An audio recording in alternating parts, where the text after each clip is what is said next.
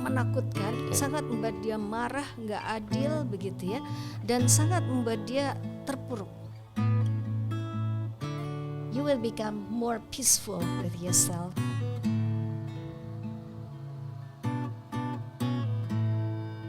Oke, halo teman-teman semuanya, selamat datang di podcast Be My Side bersama aku Bagas Fatah. Jadi mungkin buat teman-teman semuanya sebagai intro dari podcast ini, kemarin ini aku udah pernah upload video musik dari lagu aku yang berjudul By Your Side. Dan lagu itu mengangkat tema tentang PTSD, dan dari keseluruhan proses pembuatan lagu itu aku sempat bikin kuesioner dan tanya-tanya ke beberapa audiens tentang pengetahuan mereka perihal PTSD, dan turns out masih banyak orang-orang di luar sana yang belum punya pemahaman yang jelas tentang apa itu PTSD.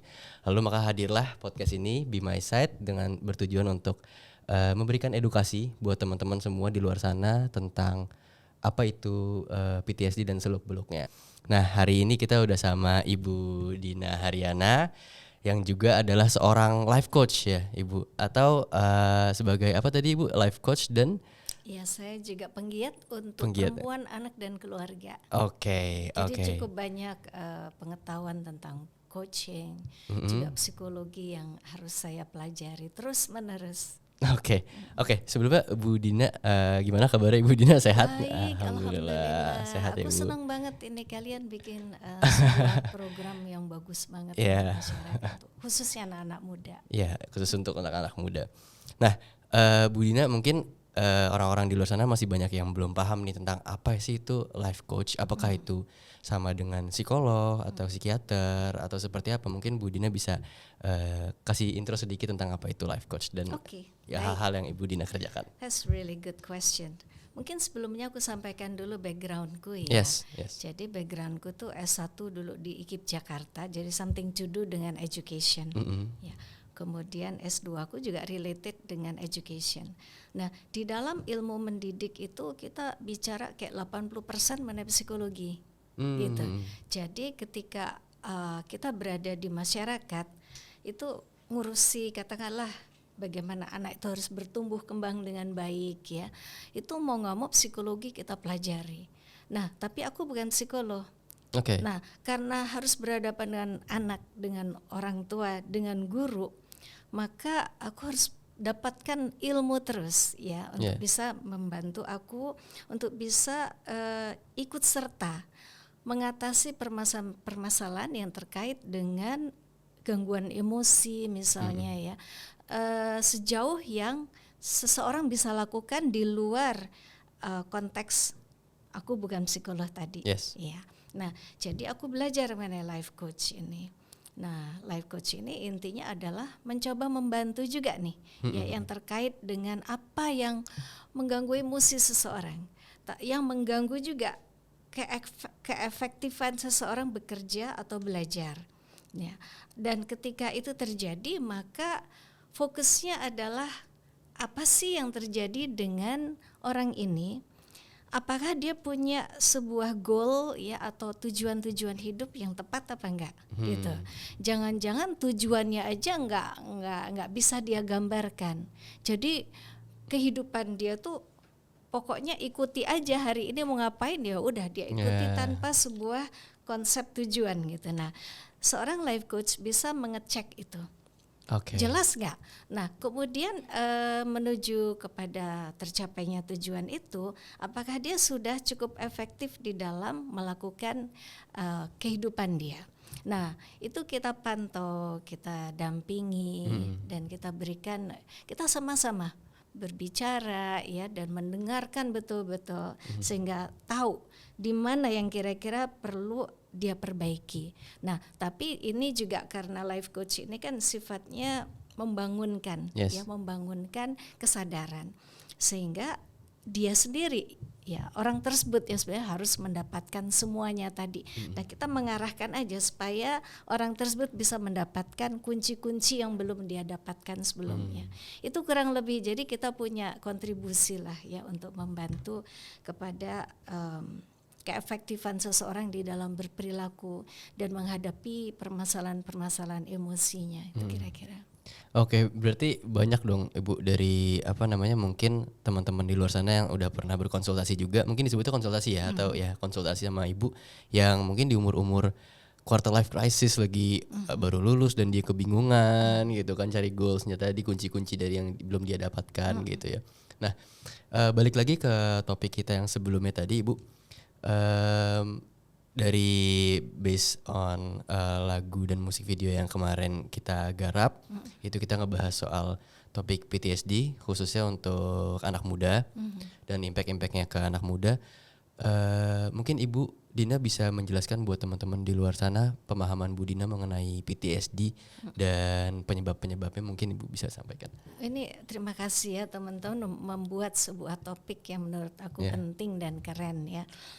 Nah kadang-kadang banyak orang nggak hanya PTSD ya, tapi juga bingung antara PTSD, depresi, stres itu apa. Padahal semuanya related nih. Ya itu kadang kita nggak bisa ngebedain tuh. Benar. Bu. Nah itu perlu mungkin aku gambarkan kalau boleh sekaligus ya. Boleh ya. Bu, boleh banget. Oke, nanti jadi ketahuan nih yang PTSD seperti apa, stres seperti apa, depresi seperti apa. Lalu mungkin harus kayak gimana nih sikap kita begitu ya.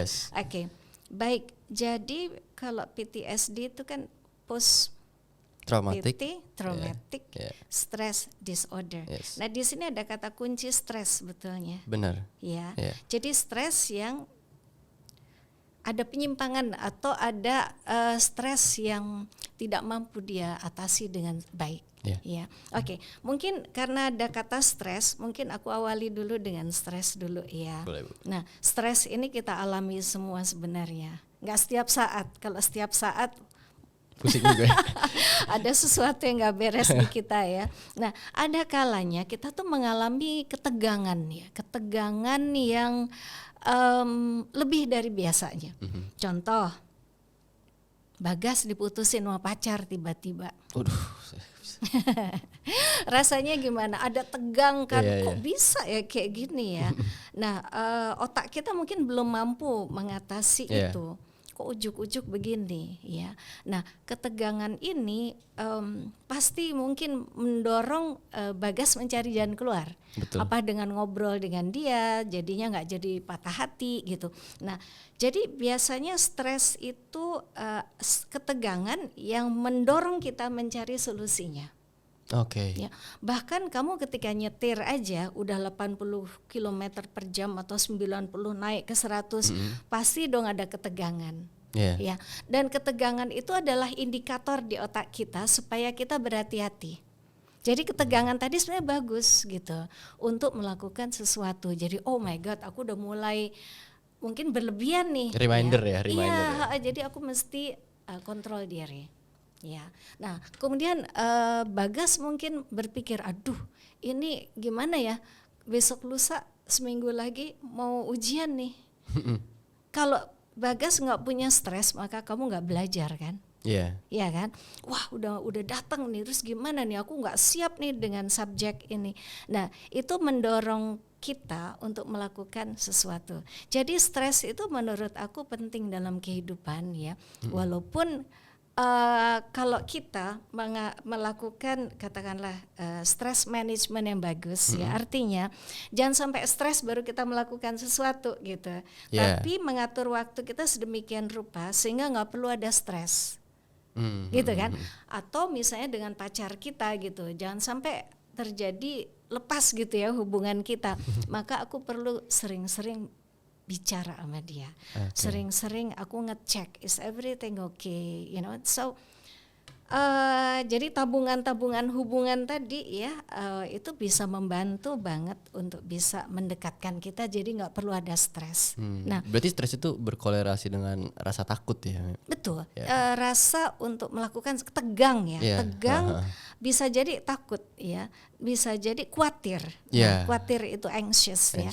Nah itu mendorong kita do something about it. Iya, apakah itu hubungan dengan orang lain, apakah itu sebuah studi kita dan lain-lain. Ya. Nah sekarang sebelum aku pada PTSD-nya ya, aku coba bantu dulu nih depresi dulu nih. Ya, nah depresi ini adalah ketegangan juga, tapi sifatnya adalah ini sudah mulai ada, jadi intensitasnya bisa sering terjadi ya. Kemudian terjadilah sebuah perubahan pada hormonal sistem kita. Jadi terjadilah hormonal sistem kita yang tidak berimbang lagi. Jadi pada orang yang sehat walafiat dan bahagia, biasanya semua hormon kita itu diproduksi dengan aktif, ya, sehingga satu sama lain tuh saling mendukung, yang membuat kita happy, bisa ketawa, bisa ngobrol dengan enak sama orang, ya, nggak marah, nggak takut dan sebagainya. Nah, tetapi katakanlah tadi kamu mengalami diputusin pacar. Ya, ini bisa dampaknya bisa stres atau bisa depresi, tergantung kamu. Tergantung seberat apa reaksi kejadiannya. kamu. Oke. Iya, dan kondisi kamu di dalam mengelola ketegangan tadi. Ya, katakanlah kalau kamu segera aku diputusin, aku bisa melakukan sesuatu. Ya, aku mau kontak sama dia, komunikasi, sehingga terjadilah sebuah hubungan yang justru lebih baik dari sebelumnya. Nah, itu nggak perlu depresi. Ya, tetapi kalau kamu itu pikir terus ya, lalu kamu merasa marah, takut kehilangan dia, tapi tidak melakukan apa-apa, ya, maka ini mengganggu tidur kamu, ya. Maka terjadi ada rasa takut, ya, ada rasa khawatir, ada rasa marah atau apa. Nah, ini menimbulkan satu hormon yang disebut dengan kortisol, ya, kortisol. Dan juga gangguan juga kepada adrenalin yang diproduksi secara berlebihan, gitu. Tidak dapat solusinya. Tapi bayangkan kalau aku nggak mau berada dalam kesedihan kayak gini.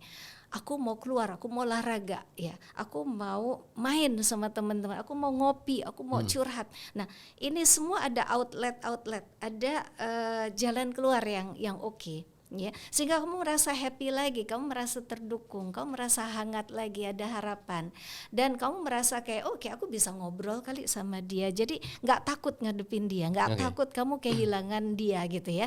Nah, jadi inilah depresi tadi, ya, nggak perlu harus terjadi apabila kamu sudah melakukan action tadi, ya. Tapi orang-orang yang justru takut, aku nggak mau kehilangan dia, tapi nggak melakukan apa-apa.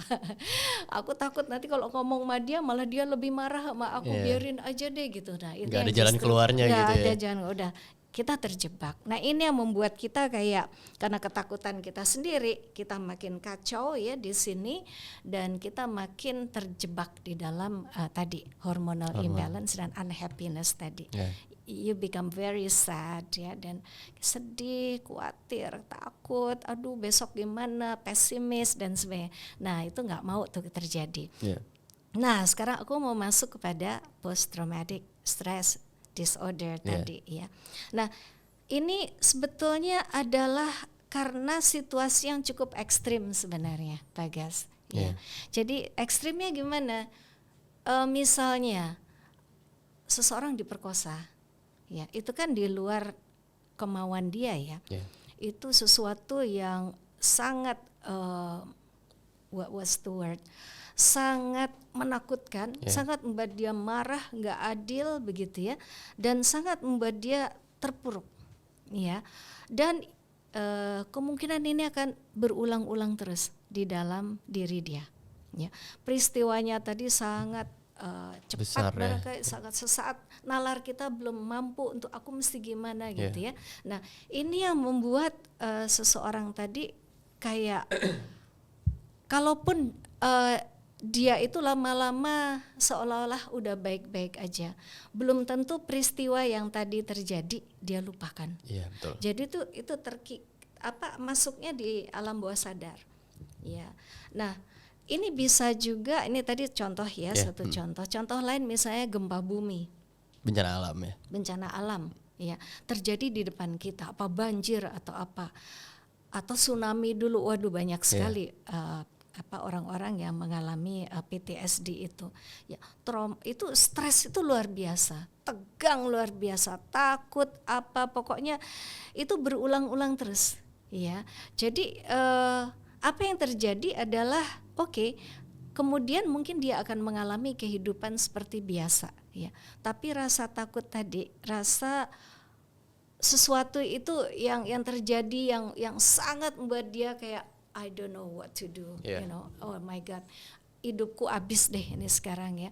Nah itu benar-benar tersimpan di alam bawah sadar. Nanti munculnya adalah ketika dia mendengarkan air atau mendengarkan arus sungai yang keras misalnya, mungkin itu muncul lagi itu kayak begitu. Ada pemicu-pemicunya. Ada dan misalnya nih aku bau parfum, aku teringat kepada seseorang, ya, kalau seseorang tuh udah meninggal. Ya, wah itu bisa membuat yang sampai terjadi post traumatic stress disorder. Dia lagi sayang-sayangnya sama seseorang, lagi deket-deketnya dia meninggal. Ya, nah itu bisa tadi picuan-picuan walaupun dia udah lama nih meninggal, ya, tapi ingatan itu bisa dipicu misalnya oleh parfum tadi. Kita identify bahwa ada sesuatu yang terjadi pada diri kita dan itu harus kita lakukan cari solusi. Karena tragedi itu menurut aku bisa terjadi justru untuk menguatkan kita. Mungkin aku nggak bisa bicara kayak gini kalau aku tidak pernah mengalami apa yang aku alami. Ya berarti kalau misalnya based on yang udah Bu Dina sampaikan, berarti adalah suatu kepentingan juga buat kita untuk memahami diri kita sendiri ya, mental health kita. Karena kan ada beberapa orang yang denial ya. Kadang mereka ngerasa kayak nggak mau self claim atau self apa ya itu disebutnya. Pokoknya mereka tidak mau menyebut bahwa mereka adalah seorang yang punya penyakit mental dan lain-lain, dan somehow sebenarnya itu berpengaruh sekali ke karakteristik mereka ya dan kehidupan mereka ya. Dan itu kadang-kadang gimana sih Bu caranya buat kita tuh memahami gitu diri kita sendiri? Justru sekarang aku melihat anak-anak muda tuh sering mencari cara ya di internet ya untuk memahami diri mereka ya. Wah jangan-jangan aku bipolar gitu. Iya, nah itu tuh kadang-kadang baru ketemu kata-kata ya self diagnose. Kadang-kadang orang tuh gak mau self diagnose ya. And that is quite dangerous. Oke. Ya, jadi menurut aku tetap sih aku juga punya pendamping psikolog ada, ya, psikiater juga ada. Tapi yang aku maksud tadi mereka itu akan berfungsi ya apabila kita siap. Ya, dan jangan asal self diagnose ya, karena itu bisa membahayakan kita. Jadi kalau aku sekarang berbicara seperti ini itu bukan karena aku seorang psikolog atau psikiater ya, tapi benar-benar atas dasar pengalamanku ya, dan juga bahwa aku tertarik sekali memang dengan hal-hal yang sifatnya tadi ada gangguan-gangguan perilaku, gangguan-gangguan emosi. Tapi kembali aku bukan seorang psikolog atau psikiater. Tetap aku akan sarankan orang-orang yang memang harus ketemu mereka ya, para ahli-ahli ini untuk pergi ke sana. Nah, yang bisa aku atasi lewat life coaching, then I'll do it gitu. Aku akan dengan senang hati membantu gitu. Nah, oke.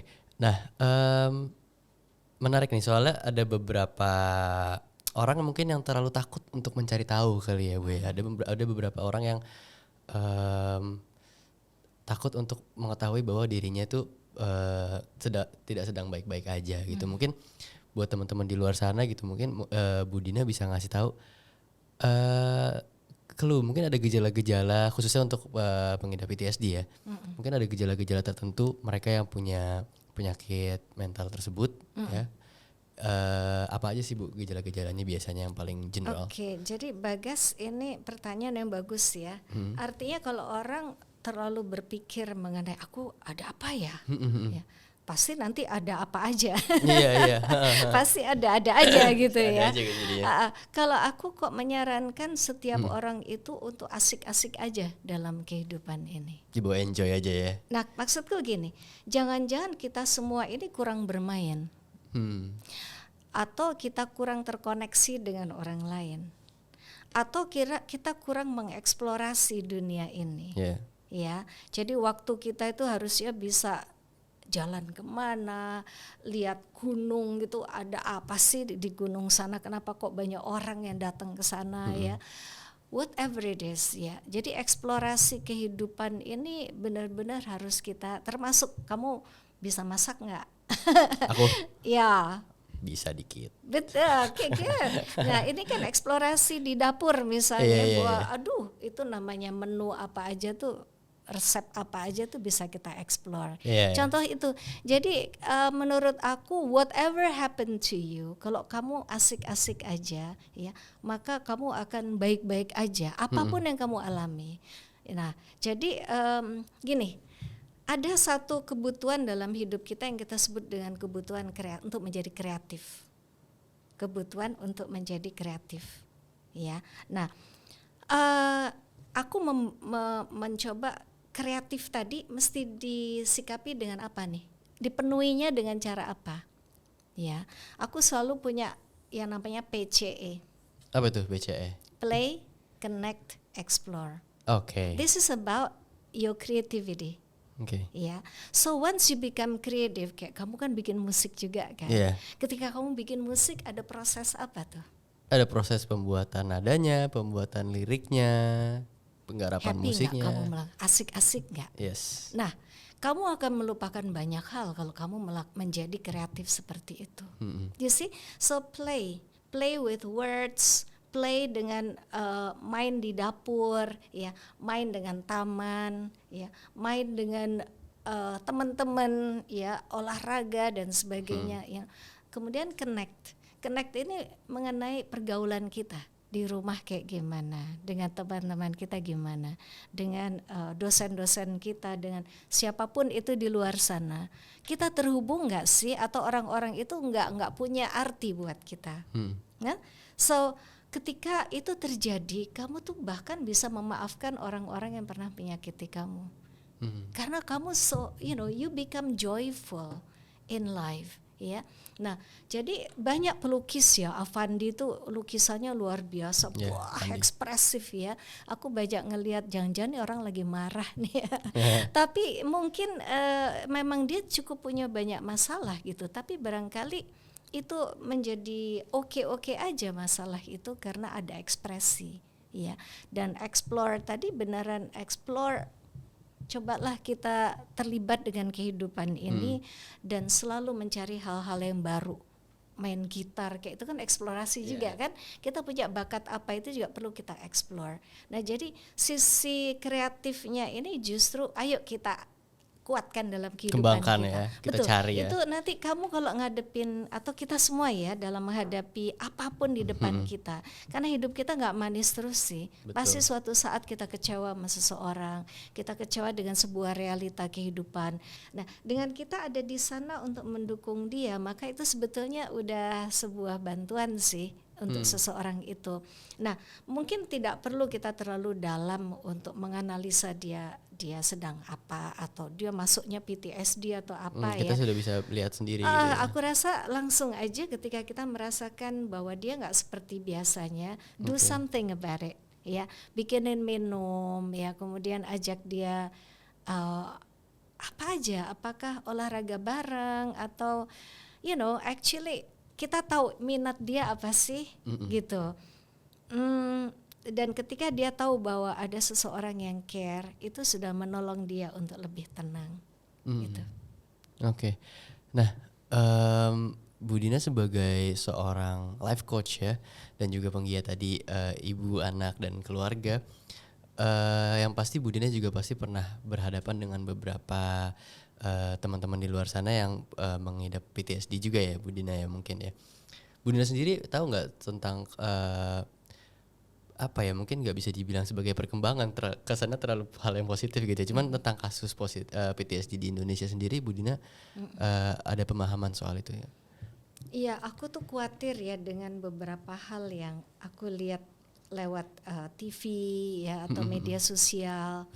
Ibaratnya kayak senggol bacok gitu loh. Ya, ada motor tadi pagi aku dengar kesenggol sama mobil, langsung itu reaksinya impulsif Iya, sekali. benar Ya. banget kalau di Wah, jalan. kalau perlu ngajakin dibunuh deh itu orang ya. Waduh. Wah, ada yang bawa apa itu namanya kunci untuk naikin dongkrak ya. Oh iya, Dongkrak dikeluarin, macam-macam hal yang aku lihat kok reaksi orang kok begini ya gitu. Nah, biasanya yang seperti itu ada menyimpan kemarahan-kemarahan atau tadi stres yang tidak tertangani dengan baik. Jadi ketika ada picuan-picuan apa itu maka keluar. Nah, Oke. kalau itu semakin banyak yang kita lihat, aku nggak tahu ini apakah PTSD atau tidak, itu yang bisa menentukan tentunya para ahli ya. Betul. Tapi karena kita tadi bicara bahwa ada simptomnya ya, dan itu munculnya kan kalau ada picuan-picuan. Nah, salah satu picuan kan yang kayak gitu di jalan ada apa.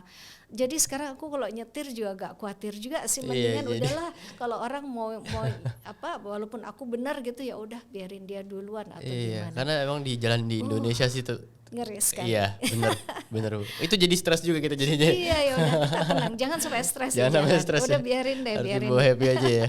Happy aja. Jadi banyak sih, ada yang lihat kecoa aja terus ketakutan. Beneran panas dingin gitu. Nah, itu mungkin itu juga barangkali itu juga PTSD. Saya tadinya gitu, Bu, kalau lihat kecoa. Saya panik banget kalau lihat kecoa. Tapi belakangan ini apa saya semakin deket ya sama kecoa ya. Jadi saya ngerasa lebih fine gitu kalau ada kecoa sekarang. Berarti kamu bisa mengatasi masalah itu sendiri ya. Itu barangkali bisa dicari tahu tuh ada apa gitu kok kamu punya rasa itu. So again itu para ahli punya cara untuk bisa mencari tahu. Terus biasanya mungkin mereka yang merasakan punya permasalahan ini pasti mau untuk memperbaiki apa namanya dirinya ya, yang pasti itu tentunya mereka mau untuk memperbaiki. Nah, biasanya kendala-kendala seperti apa sih Bu yang menghalangi mereka untuk mencoba untuk menjadi lebih baik gitu? That's a very good question. Intinya tadi yang aku sampaikan, ketika seseorang merasa bahwa aku harus sembuh, aku bisa sembuh, dan aku akan mencari jalan untuk sembuh, maka dia akan baik-baik aja. Nah, tantangannya tentu apakah dia punya kekuatan sejauh itu, Will ya. the will untuk melakukan sesuatu, karena sebenarnya untuk sembuh itu luar biasa enggak mudah. Benar banget. Ya, bayangkan kita lagi diajakin untuk tadi bersedih-sedih hati di kamar, nangis-nangis, itu ada kontrol di otak kita yang ngajakin seperti itu. Iya benar. Ya, tapi kita perangi itu. Nah, perang itu datangnya dari mana? Kemauan kita kembali kepada gua mesti sembuh. Yes. Ya, gua nggak mau kayak gini. Yang bisa melakukan kesembuhan untuk diriku adalah diriku. Nah, jadi dari ajakan untuk tadi mau nangis atau mau bersedih hati dan tadi naruh bantal di atas kepala kita dan diem aja dan nangis, itu ketika kita perangi kan kita mesti itu challenge yang luar biasa. Ya. Tapi ketika kita berhasil, kita pakai sepatu olahraga dengan males-malesan tapi kita terus berolahraga atau mencari teman atau melakukan sesuatu, kalau itu berhasil kita lakukan maka kita akan merasa lebih baik. Yes. Itu challenge-nya di kita sih sebetulnya. Challenge-nya berarti semua ada di dalam diri sendiri. Betul. Tapi juga aku tidak menihilkan peranan keluarga misalnya. Lingkungan sekitar ya karena ada juga seseorang yang mengalami permasalahan tadi gangguan emosi ya, kemudian disalahkan. Wah iya. Ya, dianggap bahwa wah kamu ini aib, atau dianggap bahwa kita ini mengada-ada saja. Ya, jadi harusnya mereka mendukung ya. Yuk kita ngapain yuk bersama yuk. Yuk kita pokoknya do something, that actually you are okay, I'm okay. Ya, dan bahwa kami di sini ada untuk support kamu gitu kan. Ketika itu tidak ditunjukkan tapi justru kamu kan harusnya begini, kamu kan kalau udah blaming game kayak gitu, maka itu akan semakin memperumit permasalahan.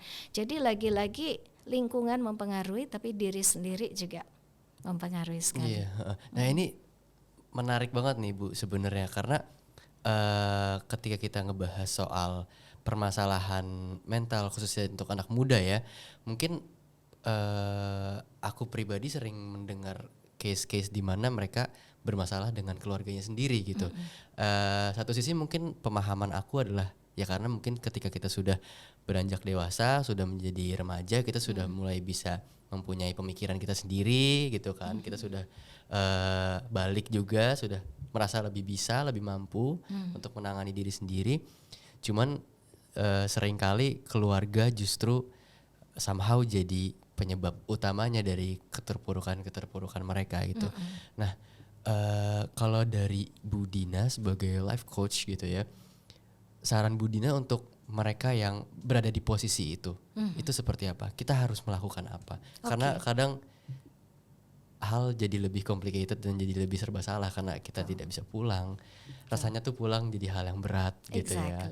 Tapi satu sisi kita juga tidak mau merepotkan orang-orang lain gitu kan untuk meminta tolong ke orang-orang mungkin teman atau keluarga yang lain gitu. Jadi seakan-akan kita tidak punya siapa-siapa gitu selain diri kita sendiri. Nah itu gimana cara menanggapinya? Oke, jadi sebenarnya aku selalu menyarankan orang itu untuk mencoba mandiri, ya, secara emosi, secara finansial. Itu penting. Ya, dan mandiri secara nalar. Ya, ini penting banget. Karena kalau bisa dibilang nih, kamu tuh aib keluarga, kamu itu mengada-ada aja. Nah, mandiri nalar adalah enggak kok, aku bukan aib. Aku seseorang yang berarti. Aku punya kemampuan. Aku bisa mengatasi semua permasalahanku. Ya, dan aku bisa cari cara mengatasi hal ini. Jadi tidak terpengaruh nih mandiri secara nalar ini benar-benar tidak terpengaruh jauh dengan apa yang disangkakan oleh seseorang. Jadi nggak kena ke kita di label, tapi no way I'm not that. Nah ini ya sebagai life coach aku selalu mengingatkan bahwa basically kita tuh punya cara kok gitu ya, ada strategi-strategi. Nah apa nih strategi kita secara nalar deh ngadepin yang kayak gitu ya. Kemudian strategi gimana berlatih di dalam kehidupan kita untuk mandiri secara emosi. Nah kadang-kadang kita tuh suka ngerasa aduh aku sepi sekali ya hidupku ya. Sampai mau pengen makan di soto Kudus gitu ya, aku pengen banget makan soto Kudus, tapi nggak ada teman, aku malu makan sendiri. Ini emosi nih, nggak mandiri kita secara emosi, Jadi kalau aku pengen makan di tempat itu dan aku nggak ada teman saat itu, pada sibuk semua, ya udah aku mesti melakukannya sendiri. Latihan bahwa aku bisa tanpa teman pun bisa melakukan sesuatu yang aku mau pada saat itu sendiri. Mampu sendiri. Ya, pengen nonton film apa gitu ya. Aku pengen nonton di bioskop yang layarnya lebar gitu ya. Ya udah, nggak ada teman saat itu. Aku bisa lakukan. Jangan nunggu-nunggu. Nah itu mesti latihan. Gimana supaya kita mandiri secara emosi. Satu lagi secara finansial.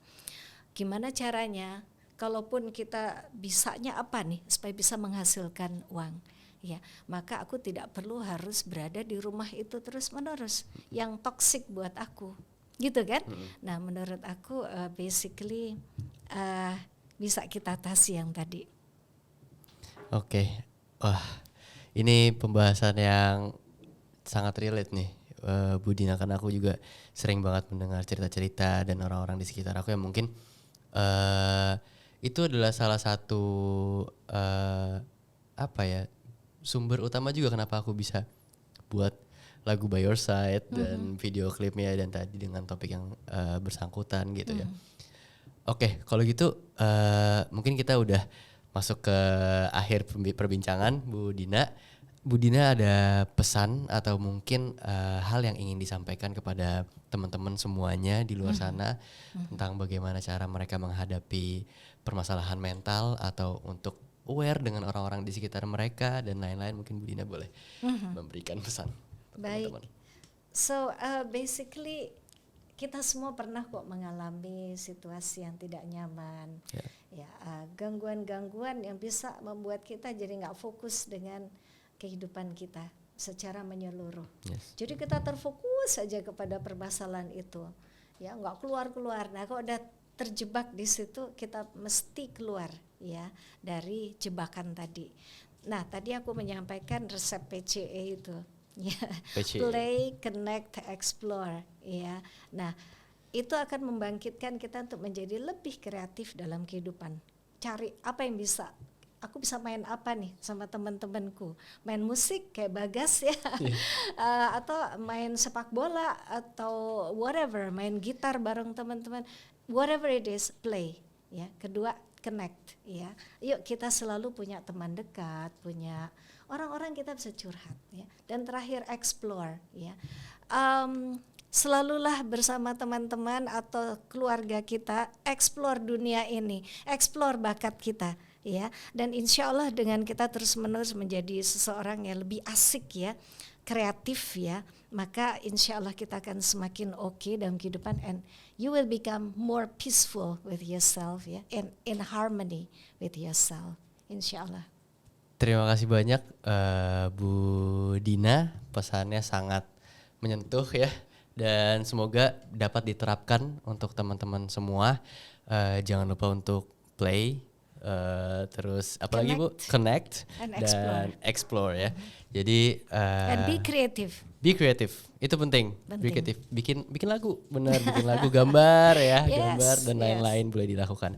Jadi terima kasih banyak Bu Dina untuk waktunya, sudah sharing dengan kita semua di sini. Sangat berharga dan sangat bernilai. Amin. Tidak dapat dibayar dengan materi. Kalau ilmu-ilmu seperti ini kita harus dapat mendapatkannya dengan hati gitu ya. Jadi teman-teman semuanya, terima kasih banyak juga yang sudah nonton. Thank you for watching. Thinking that you'll be okay. Dan kita juga berjanji bahwa you'll be okay di luar sana. So thank you, sampai jumpa di lain waktu. If the lights grow low, you know I still hold you tight.